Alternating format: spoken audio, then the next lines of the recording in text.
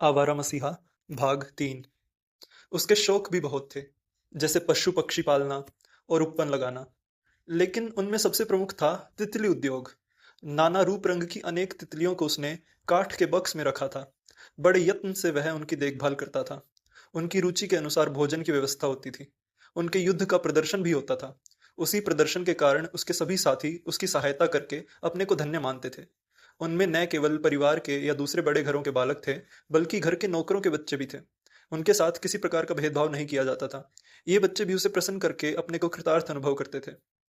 अपने उपवन में उसने अनेक प्रकार के फूल, गाछ और लता गुल्म लगाए थे। ऋतु के अनुसार जूही, बेला, चंद्रमल्लिका और गेंदा आदि के फूल खिलते और दलपति सहित सभी बच्चे गदगद हो उठते। इस उपवन के बीच में गड्ढा खोदकर एक तलैया का निर्माण भी उसने किया था। उस पर टूटे शीशे का आवरण आवरण था। साधारणतया वह उस पर मिट्टी लीप देता, परंतु कोई विशिष्ट व्यक्ति देखने आता तो मिट्टी हटाकर उसे चकित कर देता। लेकिन ये सब कार्य उसे लुक छिपकर करने पड़ते थे, क्योंकि नाना लोग इन्हें पसंद नहीं करते थे। उनकी मान्यता थी कि बच्चों को केवल पढ़ने का ही अधिकार है। प्यार, आदर और खेल से उनका जीवन नष्ट हो जाता है। सवेरे स्कूल जाने से पहले घर के बरामदे में उन्हें चिल्ला चिल्लाकर पढ़ना चाहिए, और संध्या को स्कूल से लौटकर रात के भोजन तक चंडी मंडल में दीवे के चारों ओर बैठकर पाठ का अभ्यास करना चाहिए। यही गुरुजनों की प्रीति पाने का गुर था। जो नियम तोड़ता था उसे आयु के अनुसार दंड दिया जाता था। कोई नहीं जानता था कि न जाने कब किसको घंटों तक एक पैर पर खड़े होकर आंसू बहाने पड़े। इस अनुशासन के बीच खेलने का अवकाश पाना बड़ा कठिन था, परंतु आंखों में धूल झोंकने की कला में शरत निष्णात था। छात्रवृत्ति की परीक्षा पास करने के बाद जब वह अंग्रेजी स्कूल में भर्ती हुआ, तब भी उसकी प्रतिभा में जरा भी कमी नहीं आई। गांगुली परिवार में पतंग उड़ाना वैसे ही वर्जित था जैसे शास्त्र में समुद्र यात्रा। परंतु शर्त था कि पतंग उड़ाना, लट्टू घुमाना, गोली और गुल्ली डंडा जैसे निषिद्ध खेल उसे बड़े प्रिय थे। नीले आकाश में नृत्य करती हुई उसकी पतंग को देखकर दल के दूसरे सदस्यों के हृदय नाच उठते थे। उसका मांझा विश्वविजयी था। वह ऐसा पेंच मारता कि विरोधी की पतंग कटकर धरती पर आ गिरती थी। शून्य में लट्टू घुमाकर उसे हथेली पर ऐसे लपक लेता कि साथी मुग्ध हो जाते। बाग में फल चुरा लाने की कला में भी वह बड़ा कुशल था। मालिक लोग संदेह करते, पेड़ पर लगे अमरूदों की गिनती भी वे रखते, लेकिन वे डाल डाल तो शरत पात पात। उसकी तीक्ष्ण बुद्धि के सामने मालिकों के सब उपाय व्यर्थ हो जाते। यदि कभी पकड़ा भी जाता तो वीरों की तरह दंड ग्रहण करता। कथा शिल्पी शरद चंद्र के सभी प्रसिद्ध पात्र देवदास, श्रीकांत, दुर्दांत राम और सव्यसाची इस कला में निष्णात थे। पता नहीं दुर्दांत राम की तरह उसकी कोई नारायणी भाभी भी थी या नहीं, पर निश्चय ही चोरी की शिकायत आने पर उसकी माँ ने उस कलमुहे को एक पैर पर खड़ा होने की सजा दी होगी, और उसने विरोध प्रकट करते हुए भी उसे स्वीकार कर लिया होगा। वह खिलाड़ी था, विद्रोही भी उसे कह सकते हैं, पर बदमाश वह किसी भी दृष्टि से नहीं था। भले ही तत्कालीन मापदंड के अनुसार उसे यह उपाधि मिली हो। पिता की तरह उसमें भी प्रचुर मात्रा में सौंदर्य बोध था। पढ़ने के कमरे को खूब सजा कर रखता। चौकी और उस पर एक सुंदर सी तिपाई, एक बंद डेस्क और उसमें पुस्तकें, कापियां, कलम दवात इत्यादि इत्यादि। उसकी पुस्तकें झकझक करती थी। कापियों को वह स्वयं करीने से काटकर ऐसे तैयार करता कि देखते ही बनता था। स्वभाव से भी वह अपरिग्रही था।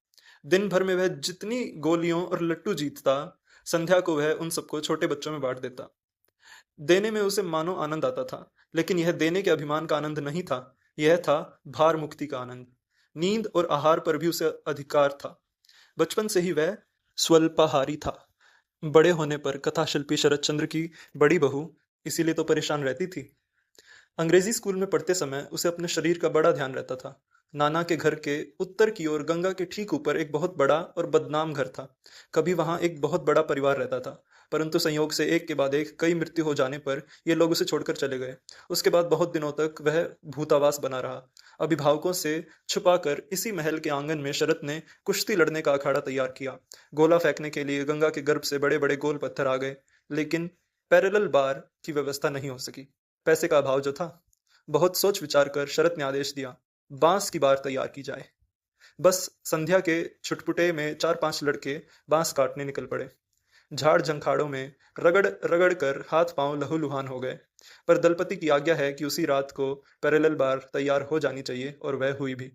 अगले दिन दोपहर तक सब लड़के उत्तफुल होकर उस पर झूलने लगे, लेकिन शोर मचाना वहां एकदम मना था। घर के लोग जान न लें इसलिए लौटते समय ये सब प्राण रक्षा का मंत्र पढ़ते हुए लौटते थे। लेकिन एक दिन क्या हुआ कि गिर जाने के कारण एक बालक को चोट आ गई। उसके बाद जो कुछ हुआ उसकी कल्पना कर लेना कष्ट साध्य नहीं है। उसका विश्वास था कि तैरने से शरीर बनता है। गंगा घर के समीप ही थी, लेकिन कभी कभी रूट कर दूर चली जाती थी। उस वर्ष ऐसा ही हुआ। बीच में छोटे छोटे ताल बन गए और उनमें लाल लाल जल भर गया। शरत उस लाल जल में स्नान करने का लोभ कैसे संवरण कर सकता था। मणि मामा को साथ लेकर एक दिन वह उसमें कूद ही तो पड़ा। लेकिन उसका दुर्भाग्य है, उस दिन छोटे नाना अघोरनाथ असमय ही घर लौट आए। उन्होंने मणि को नहीं देखा तो पूछा, मणि कहाँ है? उस क्षण अघोरनाथ ने जो हुंकार किया उसे सुनकर सब डर गए। उनका यह डर अकारण नहीं था। जैसे ही दोनों बालक नहाकर खुशी खुशी घर लौटे, वैसे ही छोटे नाना सिंह के समान गर्जन करते हुए मणि पर टूट पड़े। घर की नारियों के बार बार बचाने पर भी उसकी जो दुर्गति हुई, उसके ठीक होते होते 5-7 दिन लग गए। लेकिन शरत उस क्षण के बाद वहां नहीं देखा गया। तीसरे दिन जब नाना फिर घोड़े पर सवार होकर काम पर चले गए, तभी वह दिखाई दिया। मामा लोगों ने अचरज से पूछा, तू कहाँ चला गया था रे? शरत ने उत्तर दिया, मैं गोदाम में था। क्या खाता था? वही जो तुम खाते थे। कौन देता था? छोटी नानी। जिस समय छोटे नाना मणि को मार रहे थे, उस समय छोटी नानी के परामर्श से शरत घर में जा छिपा था। लेकिन उसे खेलने का जितना शौक था उतना ही पढ़ने का भी था। वह केवल स्कूल की ही पुस्तकें नहीं पढ़ता था, पिता के संग्रहालय में जो भी पुस्तकें उसके हाथ लग जाती, छिपकर उन्हें पढ़ डालता। वहीं से एक दिन उसके हाथ एक ऐसी पुस्तक लगी जिसमें दुनिया भर के विषयों की चर्चा थी। नाम था संसार कोश। विपद पड़ने पर गुरुजनों के दंड से कैसे मुक्ति पाई जाती है, इसका भी एक मंत्र उसमें लिखा था।